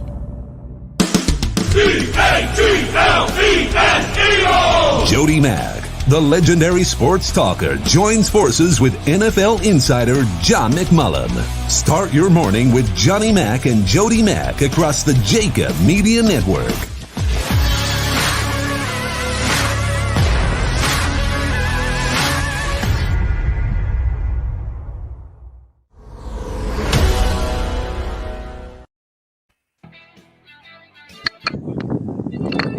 Hey, welcome back to the National Football Show. And we're privileged to get my guy off the football field right now. He's got a camp going on, and he took time for us. The former Buccaneer and New York Jet, part of the post-game show with the Buccaneers, our friend Anthony Becht. How you doing, brother? I like the new gigs, Dan. Really nice setup, man. This is sweet. I like it. How you been, all right? Oh, good, man. I mean, look, there's so much content to go through here. You know, you come out of the draft, you're looking at some of the comments that are being made up in Packerville, and here are the Buccaneers, dude. I mean, they get 22 guys back. They get both their coordinators back. They get their head coach back. They're even asking Tom Brady, hey, are you cool with us getting Kyle Trask? I mean, you all right with that? I mean, things are good in Buckville right now, ain't they? Yeah, you know what? There's no doubt. I mean, you know, they probably had a case of beer in the draft room when they were picking these guys because they had a variety of options and where to go. I kind of like their picks. They got a pass rusher at 32, kind of fell to him with Tryon. And I actually felt like, you know, I was predicting Kyle Trask at that pick. I mean, just think about it. You got a kid that was arguably the best quarterback in the SEC that people said, okay, maybe not the best athlete, but, man, you get to learn behind Brady. And think about this now. In past years, I don't think Brady would have been willing to help any quarterback, you know, throughout his prime. I just feel like he's in a place in his career right now where he's going to spill the beans to this kid, and he's going to learn like a bunch of new stuff, a bunch of stuff to help him get ready for the future. So they may have gotten their guy for the future as well. How about this, Anthony? Don't you think also that this is something that Brady coveted up in New England where, get this, again, you're not asking the player whether or not you should draft him. They're asking you and telling you this is where we're going with trying to improve the football team in case something disastrous happens or for the future here. They wanted Brady's input. And Brady's like, you know, this was like 2 weeks ago, basically. And I'm not saying, again, Anthony, I'm not saying they went with the pick because Brady was cool with it, but isn't this something he always wanted? Because I can't see Bill Belichick ever going like this. Hey, Tom, you cool with us drafting Jimmy Garoppolo? I mean, isn't it something he always wanted being part of the process up there? Yeah, I think so. I think it's that time of his career where, you know, he's kind of fulfilled and satisfied. And, you know, he just seemed like a different dude this year when he played, you know, just a little looser. You know, you didn't see some of the old sideline antics and stuff like that. But, I mean, listen, he was his intangibles were awesome this year. Guys just believed in him. And that was it. I mean, it came down to a couple of text messages every single day to the guys and little things here and there to get these kids believing. And they went out and won a Super Bowl. So, you know, look, I think it's great. I think, you know, Tom would love to have a guy he can spend a year or two more with to kind of, you know, show him, number one. And then number two, just, you know, just give him the knowledge that he needs to come and start fast. We've seen some of the really good quarterbacks. You think about Chad Pennington with Vinny Testaverde. You think of Aaron Rodgers and Brett Favre and some of these other players that have waited, Mahomes and Alex Smith. It really paid dividends for them to learn and watch for a year. And now those guys are taking off. So this could be a very good, you know, team moving forward for the future if Kyle Trask can learn those things and get better at those kind of things, not just the football stuff. You know, we brought up that they brought back 22 guys. It's the first time since the 79 Steelers that they're bringing back all of their starters that came off of a Super Bowl. Who was the most important sign, in your opinion, bringing back, and the guy that was vital for Jason Light to get this thing rolling again, where they started seeing the other players go, all right, he signed, I want to be part of this process again. Who was the guy? You know, I don't think they thought that Shaq Barrett would be able to get done, you know, and I think personally that, you know, Todd Bowles could probably could have said, listen, I can make another guy be close to that output because of the system. I think Shaq fits and does well because the system caters to him a little bit. And they do have some fantastic inside guys as well with Vita Vea and Ndamukong Suh. So I think that was the guy that was a little bit of a question mark for me. I thought maybe they let him walk, but they figured it out, man. I give credit to Jason Light, working the numbers and getting these guys to believe. Levante David, I thought would have been a little bit of a tough sign as well, but they found ways, whether it was renegotiating other guys' contract, where they're not necessarily losing money, they're taking a little bit of pay cut, but they're getting more of that money up front. So, cash is king. If they can get that money up front, where maybe they wouldn't see it if they get cut, then, that's a positive as well. So everybody kind of was happy with it. And a guy like Cameron Brate, for instance, you think he wants to go somewhere else, or he wants to win a Super Bowl and make some money now? If he can get himself another ring, I think he'd be satisfied with that. Anthony, give me the impact you think Brady has had on Bruce Arians. I think you saw it the second half of the season. I think what we saw offensively is we didn't see a mesh. We didn't see two sides coming together and figuring it out and saying, okay, what works for both of us? How can we make this go? And instead, it was a process where they're a little slow out the gate the first 8 games. And then all of a sudden, they started to learn about each other. They started to give a little input to each other. It wasn't Tom Brady calling plays or anything. It was just about, okay, if we do this play this way, if we can just tweak it like this, I think it would better suit us instead of just running guys deep down the field. So you saw a little bit of the offense grow. And I think, honestly, the product of the run game was a little bit of a help as well with Fournette and Rojo behind there. They had a really strong finish to the season. And I think that helped the offense do some of the things Tom Brady likes to do as well with an effective run game behind him. What do you think the impact of Arians had on Brady? You know what? I think it was Brady's been with Belichick, right? So, I mean, Arians is kind of the same dude. I mean, Arians is going to kind of talk to everybody the same and hold everybody accountable. And I think early on when we saw, BA was kind of saying some stuff about Brady early on in the season, everybody's like, oh, there's a friction and, they don't like each other. But, look, a good coach once told me you treat everybody fairly but not equally, and that's just kind of how it is sometimes. So, everybody gets treated the way they should be treated, but sometimes you gotta pick your poison with certain guys. And I think as the season went on, AB and Tom Brady got on the same page. Jimmy Johnson used to tell me this, Anthony. Jerome Brown's here, you're here, okay? And for you to get here, you got to do this here. And those are the greatest coaches to me because you know why? They're not lying to you, and they let you know where you are in the room and where you are in the totem pole. So I think it's been a really great influence on both guys. Okay, I got to ask you about your Jets too as well. Bro, why do they have troubles when it comes to developing quarterbacks at that organization? I just really don't think they've had the type of coaching personnel in the spots to help develop those guys. And that's not disrespectful to Gase or anybody else, but I really think, I got to spend a lot of time. I covered the Jets draft up in New York. I spent a lot of time in the cafeteria with these coaches and picked their brain a little bit.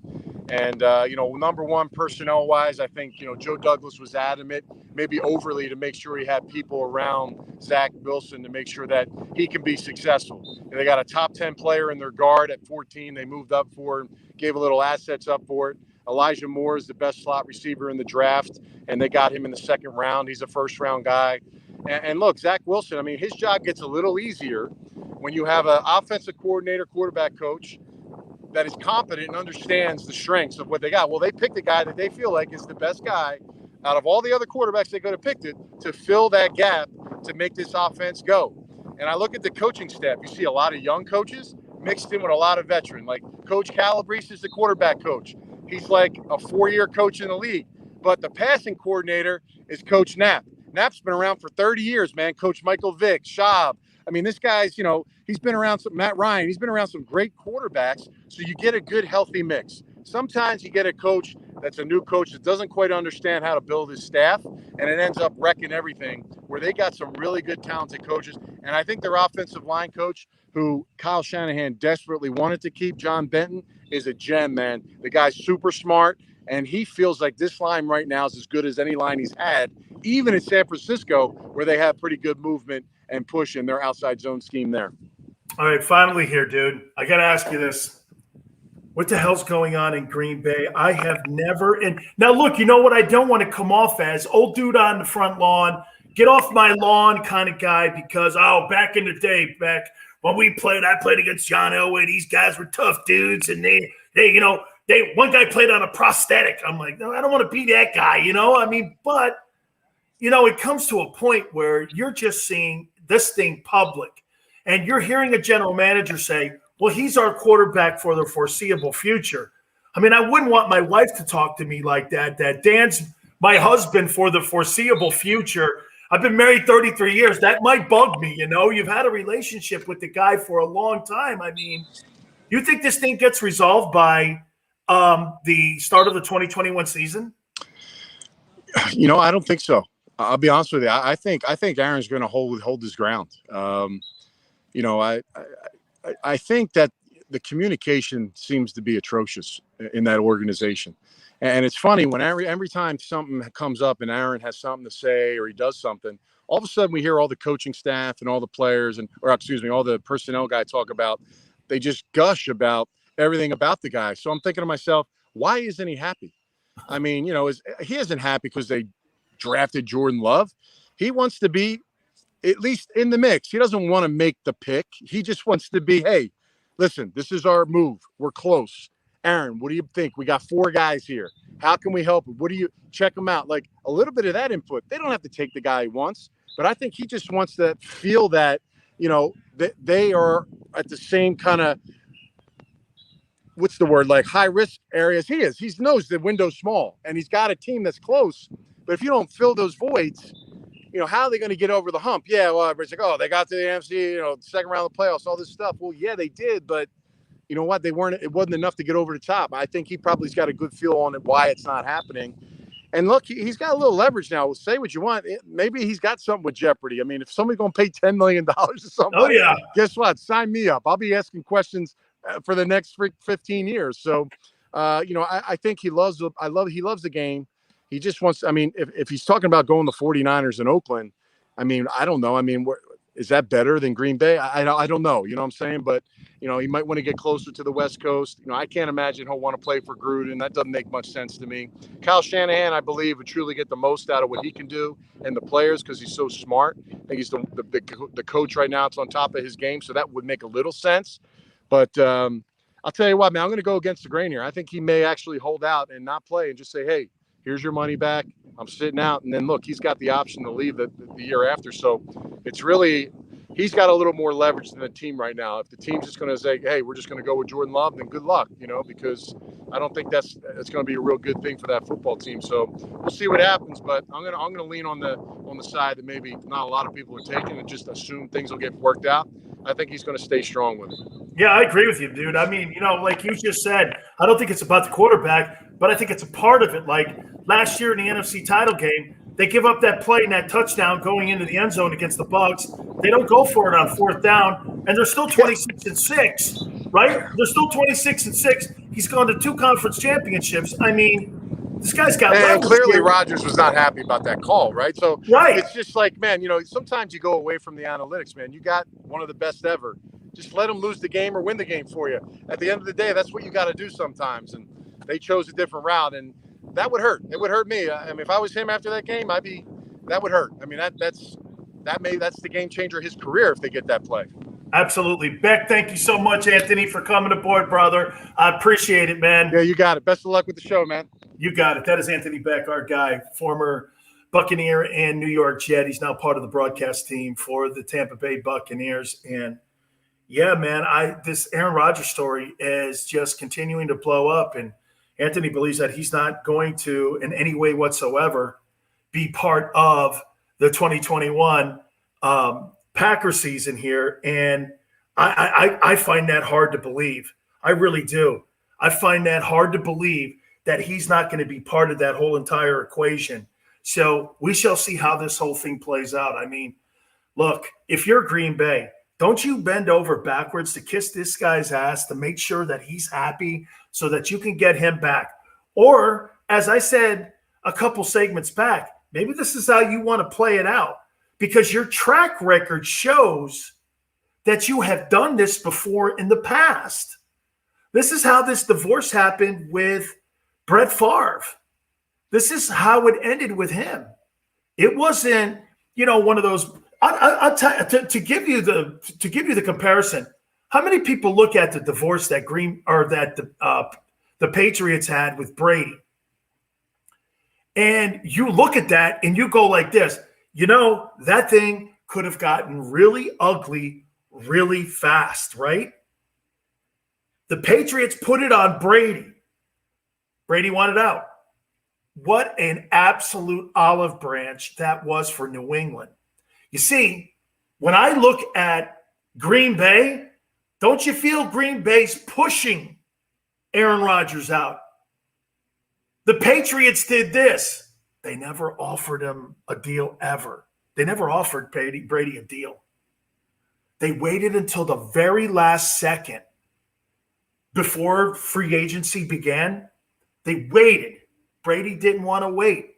Goes into Bob Kraft's office. Then he goes into his home and he says, that's it. I'm done. I'm out of here.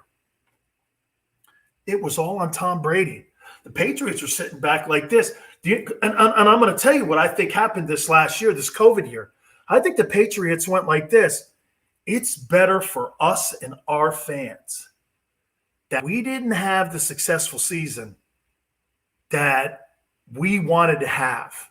But you know what they did come out of it? They kept their fans. Nobody is accusing the Patriots of pushing Tom Brady out. How many times do we see that? You force John Elway out. You force Dan Marino out or into retirement. And, man, that becomes ugly, doesn't it? Fans get a little – look at what's going on in Green Bay right now. And you've got this ping pong going back and forth, and guys are bitching at one another. And I think New England played it perfectly. They go out, they get a veteran guy in Cam Newton. They bring Cam Newton in. Cam Newton struggles a little bit with COVID-19. He has to sit out some games. Remember this, man. I'll tell you what, that Kansas City game, if Cam Newton is a healthy guy in that game, I'd like to have seen what that game would have been with him on that field. I'm not saying that Cam had a good year at all because he didn't. But who would have had a good year with that personnel in New England? Can you name a guy outside of Julian Edelman? And don't give me that guy they drafted out of Arizona State and tell me that guy Harry was anything. He is a colossal bust by Bill Belichick at wide receiver. As a matter of fact, they struggle at that position when it comes to drafting. Yeah, they struggle at that position.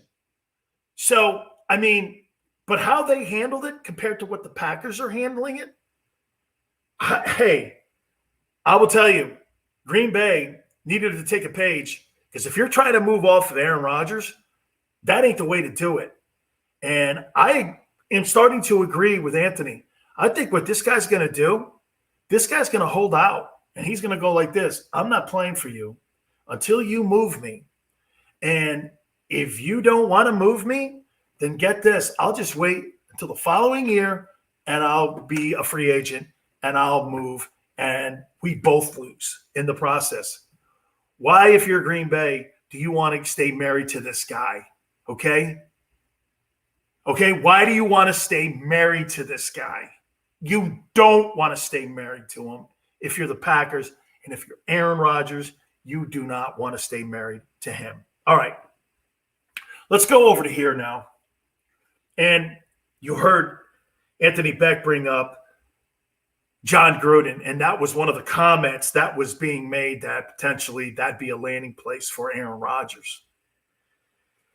I personally can't see Aaron Rodgers playing for John Gruden, and here's why.